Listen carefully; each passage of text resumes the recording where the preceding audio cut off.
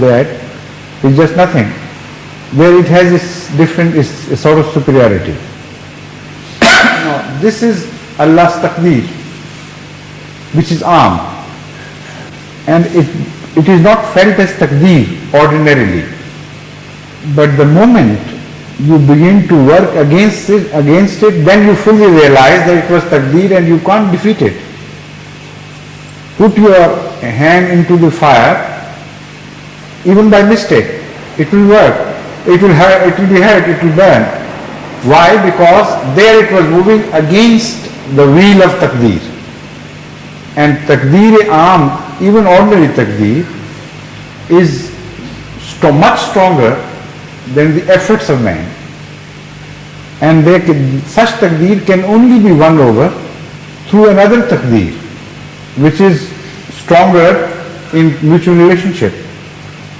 So if you apply something which protects your hand or insulates it from the radiation of heat and then put it, it is not your tadbir which has defeated the taqdeer-e-ilahi. It is another taqdeer which is of superior nature to the ordinary taqdeer, which has come to your help. The other laws. So, in each effort we make, the philosophy which we draw for making successful efforts is this, that if you work along with Allah's taqdeer, with His laws, you will always benefit. If you work against them, you will be defeated. If you want to get something which ordinarily, from ordinary laws of nature, you cannot get, you have access to those exceptional laws which can come to your aid. Now, this is the entire history of scientific achievements in a nutshell. One taqdeer of Allah was better understood by certain people against another taqdeer, and when it was put to use, they derived so many benefits out of this. The entire scientific achievements are based on taqdeer-e-ilahi, but always efforts were back to that taqdeer in the same direction. Along the wheel of taqdeer, when efforts started moving, they achieved different results from those people who were sitting idle and didn't make any efforts. Now, this is the ordinary relationship of taqdeer and human efforts. But there are certain other taqdeers which are predetermined, and which are predetermined in a manner as will never change whatsoever. Human beings, human efforts and other laws of nature have completely no sway over in that domain. For instance, this earth was designed by Allah for the ultimate creation of man, and ultimate of creation of man was designed by Allah for the ultimate creation of Hazrat Muhammad Mustafa Sallallahu Alaihi Wasallam. Now, despite the fact that odds were against survival of life here, 1 to almost infinity, yet nothing was permitted to happen to this earth which could frustrate this grand scheme of Allah.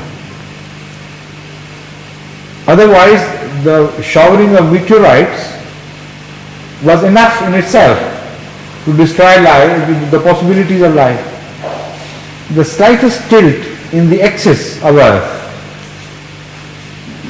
which could give some qualities to this Earth, which would have made the survival of life here impossible. The thickness of ozone sphere, or the layer in the atmosphere, is so predetermined and exact that if it had varied either in the plus or minus direction, different things might have happened, and there will not be possibility of life anymore. Absence of oxygen from the sphere of Earth for a certain period. This was all designed because if that had not happened, the initial stages of life could not have taken steps. it would have been impossible for the life to go into the offing at all if the original atmosphere of the earth was not devoid of oxygen. And if oxygen was not provided later on at a certain stage, then it would have become impossible for that life to survive and continue and evolve into something. So all these factors are not ordinary laws of nature. Ordinary laws of nature are governed and controlled by a conscious outside being to achieve a certain purpose. That is Taqdeer-e-Mubram. Although apparently ordinary laws of nature are working blindly, and Taqdeer-e-Aam I have explained in detail, and many types of Taqdeer-e-Aam, not only one Taqdeer-e-Aam, but still they are Taqdeer-e-Aam. Taqdeer-e-Mubram belongs to a design of Allah, and a special purpose is served by that. And that Taqdeer is impossible for any person to change, or Allah Himself will not change it either. Now this Taqdeer is also divided into two regions. Part of Taqdeer-e-Mubram can be changed through intercession,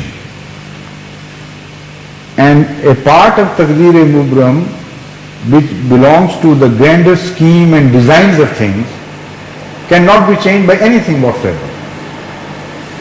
Now here, when you enter this region, there is found a wedding or a union of two types of laws of nature: the spiritual laws of nature and the ordinary laws of nature. Now I'll explain what I mean. There is also a Taqdeer-e-Mubram in this nature, ordinary nature, and there is also a type of Taqdeer-e-Mubram in spiritual spheres, in spiritual world. For instance, Allah has made it imperative that He will not change His laws, set rules, or predetermined things for the sake of anybody. So even the prophets are not permitted to pray for certain things which belong to Taqdeer-e-Mubram. And they say, and they are told, مَنْ ذَا الَّذِي يَشْفَعُ عِنْدَهُ إِلَّا بِإِذْنِهِ. As far as intercession is concerned, that is the special type of prayer which belongs to a region where a decree has been passed by Allah, and a thing has to happen somehow.